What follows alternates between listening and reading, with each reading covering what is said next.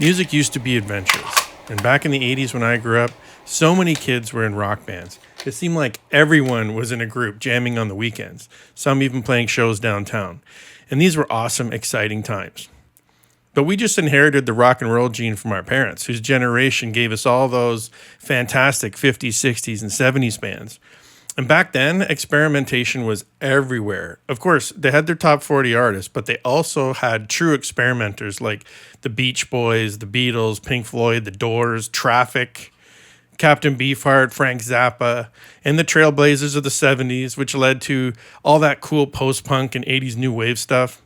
And echoing the wisdom of Devo, Weird Al dared us to be stupid, and we listened. Yet somewhere along the way, music has lost touch with what music really can be. It's become too polished, generic, predictable.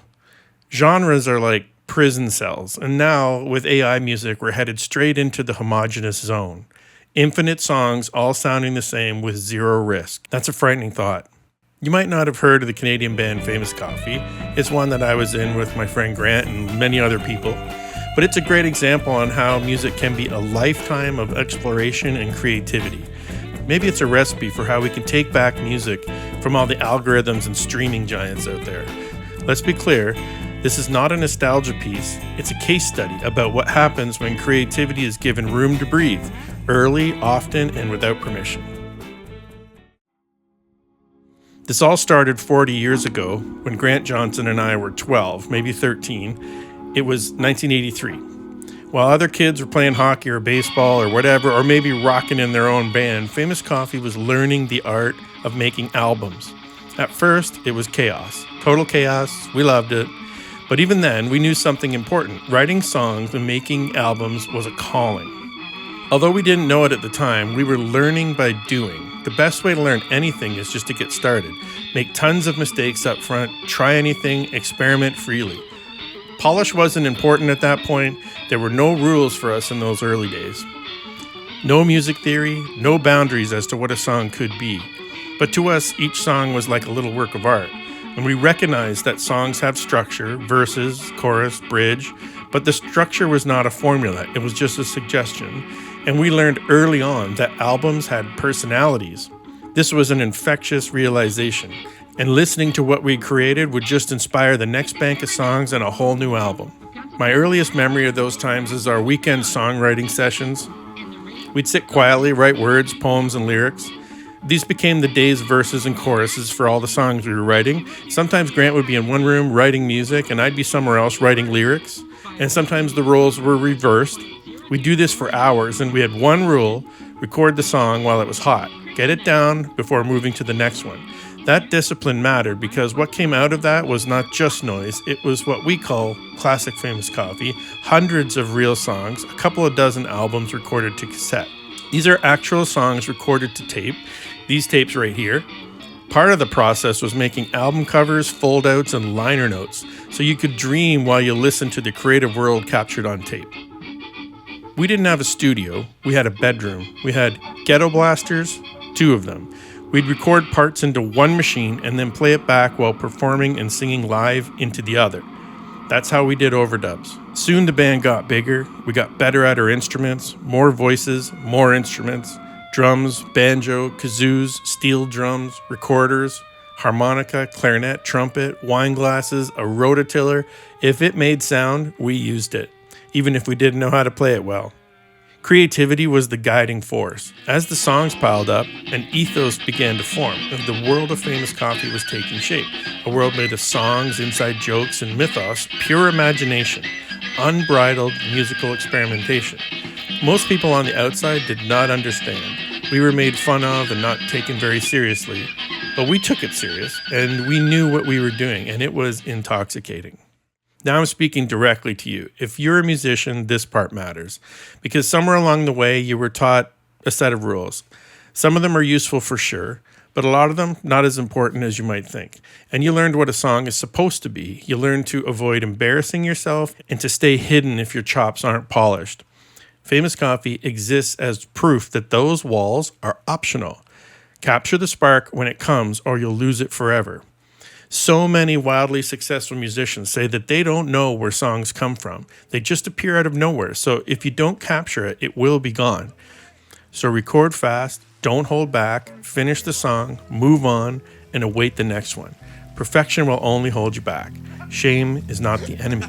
It might be the door. Let's talk about Grant for a second. Right from the very beginning, he was a gifted songwriter. Better than me, right from the start.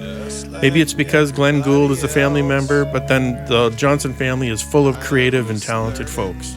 But at an early age, Grant had piano lessons, and he understood notes and chords. And more than that, he had taste that likely transferred to me. We were both obsessive music fans, Beatles and Stones, of course, but also the stranger artists like Frank Zappa, Captain Beefheart, The Shags.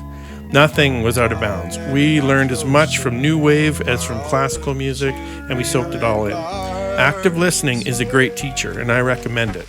In those early years, I learned a lot of what I know about songwriting from Grant, and I'm grateful for it.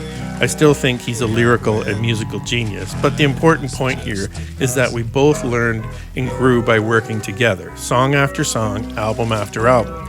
And in this way, it's impossible not to get better at your craft. As cassettes gave way to CDs, we formed a real band with drums, guitars, and rock star vocals. We even played a couple shows towards the end of high school. And we called this the Famous Coffee Rock Band era. And interestingly, we were so focused on practicing and dreaming of being rock stars that we didn't record that many albums, just live recordings. Then the 90s came along and Grant got a 4-track. New tools, new skills. So we took our favorite classic coffee songs, re-recorded many of them, and wrote a pile of new ones. And all that experiment and practice led to Goldfish. 29 tracks recorded with a Fostex 4-track recorder. It started as a 90-minute cassette, but then we digitized it to make it a CD. Famous Coffee's first CD release was a double album.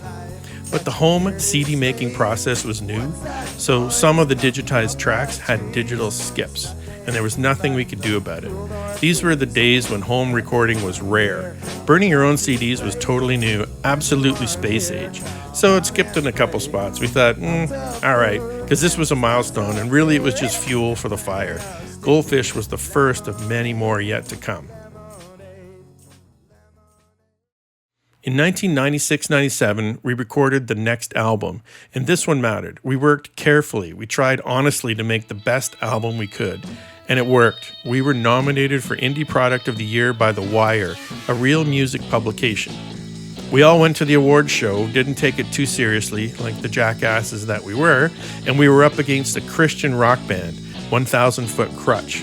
I can't remember what their album title was, but ours was called Itchy Balls, Sweaty Ass. Yes, very provocative indeed. And despite impressive audience cheering, we lost. Or did we? Or did we? The real win was being nominated at all, being told that our work was not just provocative, but good. So the follow-up album, Testicles, we opened it with the answering machine message Michael Young left us telling us of our nomination. Hello, it's Tuesday afternoon. It's Michael Young calling from the Wire offices. This is a message for Jamie from the band Fresh Coffee. Listen, Jamie, your indie effort, Itchy Balls, Sweaty Ass, may I say, a very provocative and title indeed, has been nominated for Indie Product of the Year for the Wire Awards, which are happening tomorrow evening out of the office. And I need some information about this recording for the program that I'm composing at the moment. So if you'd like to give me a shout back, very provocative indeed. And hopefully I'll get a chance to speak with you later on today. Okay, I'll be here. Thanks. The message lit the fuse. We went on to record a couple dozen more albums, hundreds of songs, over 400 on Bandcamp right now. Grant and I did a rough count. If you take all the songs on Bandcamp, add in all the classic coffee tunes, and the songs from Famous Coffee Rock Band, we're close to 1,000 songs. So statistically, there have to be a few diamonds in the pile. And there are, way more than a few. Now you're going to go click on that link and start sampling. But remember, if you're diving in for the first time, Famous Coffee is different. It's a lifetime of musical exploration in many forms. It's lo-fi and not always about perfection. It's more like flipping through an artist's sketchbook. Some of the pieces are dynamite, others are delightfully strange, and others are like napkin notes to capture an idea for later. It's about a vibe, about being real, about being risky. It's serious play captured on tape. If you dig around, you'll find lots of craziness, but lots of polished songs too. Some albums more polished than others. We did everything. Most people don't get it, and that's fine. That discomfort tells us something important about how narrow expectations have become. If it doesn't fit the mold, it's no good. That's really sad to me. Try this instead. Press play anywhere in that list. Let go, hear the intention, enjoy the creative spark at work. There's fresh vibes for everyone, as Grant would say. As AI takes over the music business, authentic human expression becomes more important, not less. This mini documentary is therefore a call to action. Let Famous Coffee's lifetime journey be the catalyst for your own musical experiences. Protect creativity wherever you see it. Encourage it. Defend it from being corrected too early. If you're a musician, pick up an instrument. Write a song. I want to hear it. And if not, support a musician in your family or friends circle, because the music they make is the most important music you will hear in your life. The last 100 years of music has made us forget that. We've been tricked into believing that music is a product that we get from a store, rather than something homemade. Let me ask you this, would you rather a home-cooked meal or some generic fast food? So Famous Coffee is just one example, and there are countless others like us recording in their home right now. Seek that out. The future of music doesn't have to be decided by AI or algorithms. It's really up to us. Human exploration and creative risks are the future of music. AI cannot do that. Tear down the barriers and escape the comfort zone. In the poignant words of Famous Coffee, do not fear the pungent aroma of birth. Do not fear the pungent aroma of birth. Do not fear the pungent aroma of birth.